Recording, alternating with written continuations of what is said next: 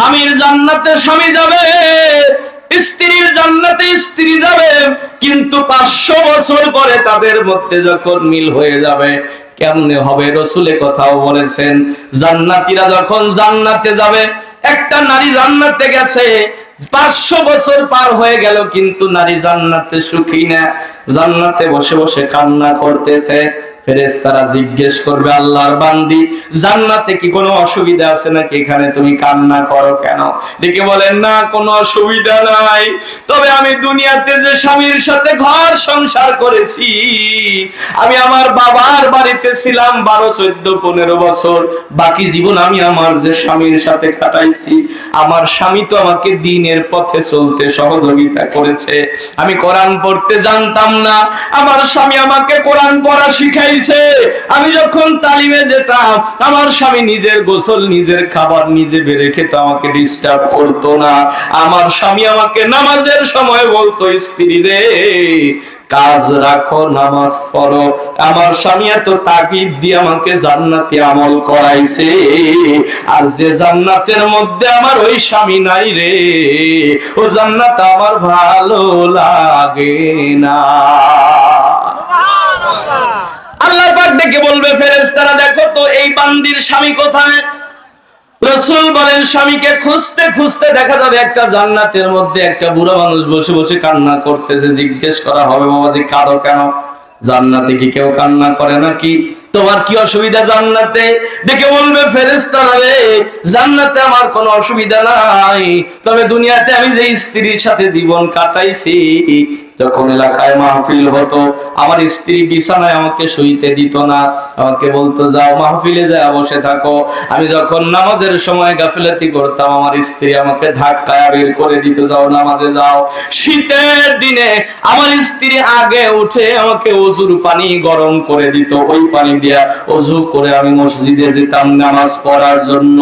আমার যে স্ত্রী এত ভালোবাসা দিয়ে আমাকে আল্লাহ রাস্তায় পরিচালনা করেছে, জান্নাতের রাস্তায় পরিচালনা করেছে, আর যে জান্নাতের মধ্যে আমার ওই স্ত্রী নাই রে, ও জান্নাত আমার ভালো লাগে না। আল্লাহ পাক ডেকে বলবে, ফেরেশতারা এই জান্নাতি নারীকে আর পুরুষকে একত্রিত করে জান্নাতের উঁচু মাকাম তাদেরকে দান করে দাও। জান্নাত চির সুখেরই ঘর, জান্নাত চির সুখেরই ঘর গো, জানতে যদি তুমি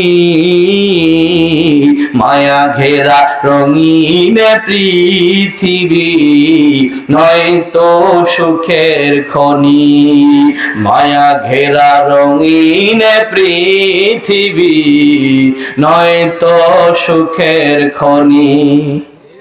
জান্নাতে পাবে তুমি হোর গেলমান যা চাবে, জান্নাতের সব নেয়ামত তোমায় স্বাগত জানাবে। শর্ত শুধু একটাই, তুমি করো রবের গোলামি, মায়া ঘেরা রঙিন পৃথিবী, নয়তো সুখের খনি। ঠিক কিনা কর? দুনিয়াতে মানুষ প্রকৃত সুখ কি পাবে? প্রকৃত সফলতা এটা দুনিয়াতে নাই, বরং প্রকৃত সফলতা হলো কদ আফলাহাল মুমিনুন, সফল হয়ে গেছে ওই মুমিনেরা সফল হয়ে গেছে।